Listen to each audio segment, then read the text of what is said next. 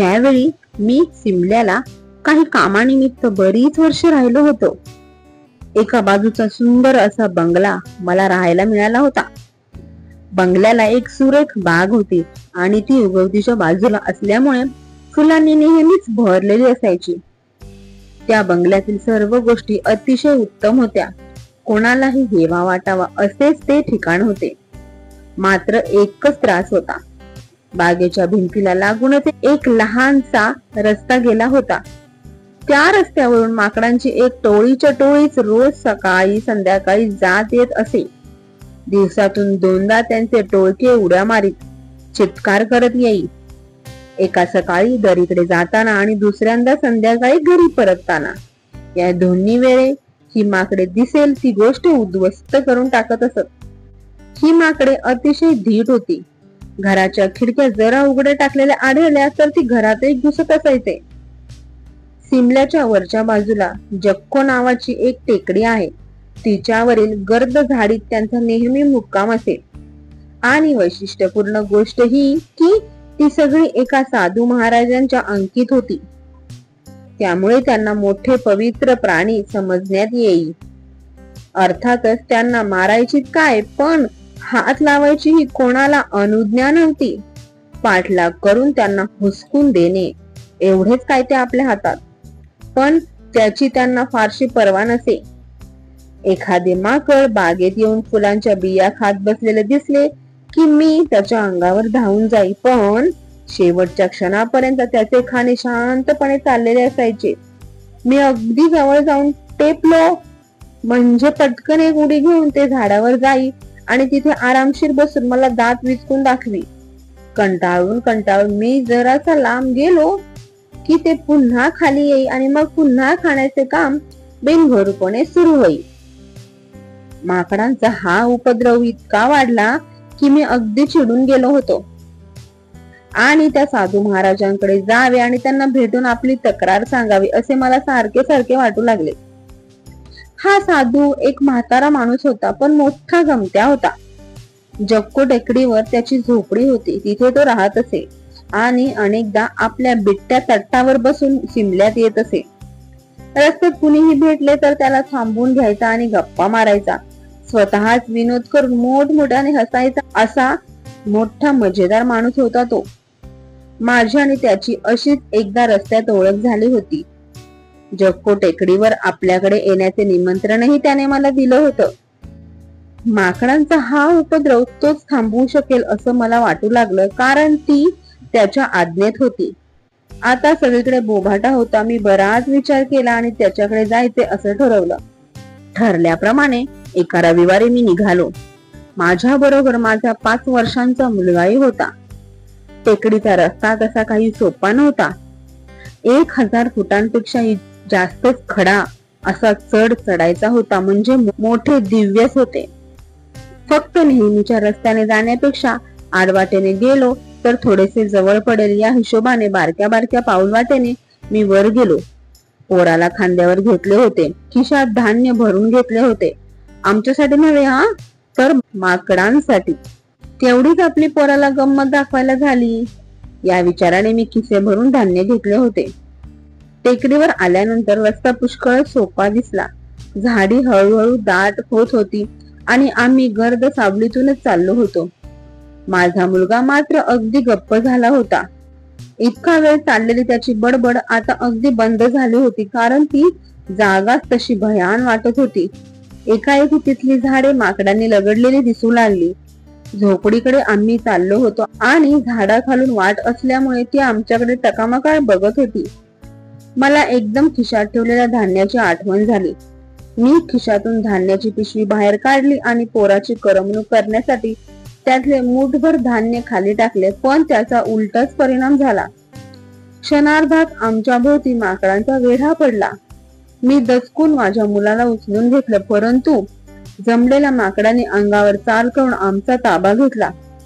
काही तर माझ्या अंगावर चढली आणि ज्या खिशात मी धान्य ठेवले होते त्यावर सगळ्यांनी झडप घातली आणि एकमेकांशी तिथेच मारामारी करायला सुरुवात केली.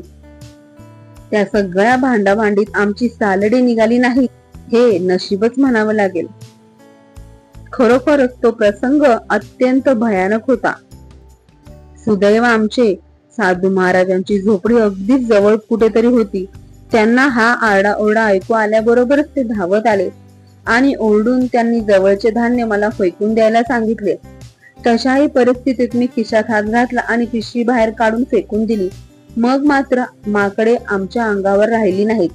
त्यांनी तडातड उड्या मारून धान्याच्या पिशवीकडे धाव घेतली. आम्ही सुटलो कसे बसे. साधू महाराजांनी मला न कळणाऱ्या भाषेत काहीतरी शब्द रागारागाने त्या माकडांना उद्देशून उच्चारले. मग त्यांनी आम्हाला गडबडीने झोपडीकडे नेले. साहेब, तुम्ही धान्य बरोबर आणायला नको होतं. झोपडीत गेल्यावर साधू बुवा मला म्हणाले, तुम्हाला जितकं पाहिजे तितकं धान्य मी दिलं असतं. तुम्ही धान्य घेऊन आलात आणि त्यामुळे या मंडळींना मोठा आनंद झाला ही गोष्ट खरी, पण त्यांच्या भांडणात आणि मारामारीत त्यांनी एखाद्या वेळेस तुम्हाला आणि तुमच्या मुलाला बुचकारून रक्तबंबाळ देखील केला असतं. मला क्षमा करा. मी दिलगिरी व्यक्त करूनच म्हणालो. मला अजिबातच कल्पना नव्हती या गोष्टीची. छे छे, क्षमा कसली मागता? तुम्हाला दुखापत वगैरे तर झाली नाही ना? जर तुम्हाला दुखापत झाली असती तर मात्र माझी मोठी पंचायत झाली असती. जाऊ द्या, झालं ते ठीक झालं. अशा आम्ही थोडा वेळ गप्पा मारल्या. माझ्या मुलाची भीतीही आता मोडली होती. साधू महाराज मोठे दयाळू अंतःकरणाचे होते. आपल्या विनोदाने आणि खदखदाटाने त्यांनी अगदी घरगुतीपणा निर्माण केला. मग मी त्यांच्याकडे या माकड मंडळींबद्दल विचारपूस केली. बुवाजी म्हणाले, या माकडांना एक राजा आणि एक राणी आहे. पंतप्रधान आणि सरसेनापती आहे. त्यांच्या सैन्याच्या एकूण 4 तुकड्या आहेत बरं का. छोटा सिमला तुकडी, लतार बाजार तुकडी, सदर बाजार तुकडी आणि 4थी खास राखीव तुकडी. असं हे सगळे ऐकून मला फार हसू आलं. बुवाजींनीही माझ्याकडे बघून डोळे मिचकावले. मग ते म्हणाले, तुम्ही शिकले सवरलेले साहेब आहात. तुम्हाला सगळे समजतेच. आता मी तुम्हाला यांचा राजा आणि राणी दाखवतो. मग त्यांनी मोठ्या आवाजात काहीतरी शब्द उच्चारले. थोड्या वेळाने पुन्हा एकदा दोनदा त्याच शब्दांची पुनरावृत्ती केली. बुवाजींच्या झोपडीच्या वरांड्यातच आम्ही बसलो होतो. हिरव्यागार झाडांची गार सावली सर्वत्र पसरली होती. माझा मुलगा मांडीवर बसला होता. झोपडीच्या समोर झाडांची सरळ रेघ पसरली होती आणि झाडांवरून माकडे दिसत होती. थोड्या वेळाने एक जाडजूड लठ्ठ माकड थबकत आमच्याकडे आले. बुवाजींनी परत हाक मारली तेव्हा ते वरांड्याच्या कडेला येऊन बसले. साहेब, हेच ते राजे साहेब, बुवाजी म्हणाले. महाराजांना मी अभिवादन केले आणि आश्चर्य असे की त्यानेही मला सैनिकी पद्धतीचा सलाम ठोकला. छान, महाराज तुमच्यावर खुश झालेत. आता मी राणी साहेबांना बोलावतो, असं बुवाजी म्हणाले. त्यांनी हाक मारल्यावर एक लहानशी माकडी हळूहळू आमच्या दिशेने येऊ लागली आणि आपल्या नवऱ्याच्या पाठीमागे काही अंतरावर अगदीने बसली. महाराजांनी तिच्याकडे एकदा बघितले आणि घुरघुर केले. मी राणी साहेबांनाही नमस्कार केला. मग साधू महाराजांनी माकडांच्या भाषेत काही शब्द उच्चारले. त्याबरोबरच त्या दोघाही माकडांचा चेहरा अगदी अपराधी दिसून आला. त्यांनी एकमेकांना बोचकारेही काढायला सुरुवात केली, जणू काही क्षमा मागतायत. मग साधू महाराज मला उद्देशून म्हणाले, साहेब, ती काय म्हणतायत कळलं का तुम्हाला? ती म्हणतायत, आम्ही मगाशी तुम्हाला आणि तुमच्या मुलाला जी भीती दाखवली त्याबद्दल आम्हाला फार वाईट वाटतं. मी त्यांना चांगलंच धमकावलेलं आहे. तुम्हाला दुखापत करण्याचा आमचा हेतू नव्हता, असं ती म्हणतायत. तुम्ही त्यांच्यासाठी काहीतरी खायला घेऊन आलात हे बघून ती फार खुश आहेत. त्यांच्या राजाला तुम्ही सलाम केलात हे बघूनही ती फार खुश झाली आहेत. त्यांचे पंतप्रधान आणि सरसेनापतीही बघण्याची माझी इच्छा मी साधूजींना बोलून दाखवली. त्यांना हाका मारल्यावर ते देखील आले आणि राजा व राणी यांच्या पाठीमागे बसले.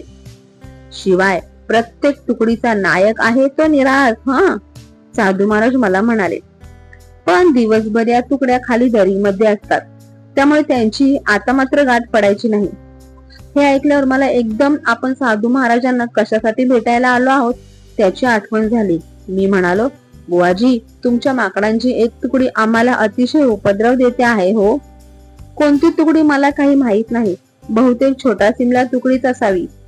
दररोज ही तुकडीच्या तुकडी माझ्या बागेत घुसते, बिया खाते आणि रोपटी उपटून टाकते. मोठा धुमाकूळ मांडला आहे त्यांनी. त्यांचा काही बंदोबस्त होतो का ते बघा ना जरा. हे ऐकल्यावर साधू महाराज एकदम रागावले. हे फार वाईट आहे.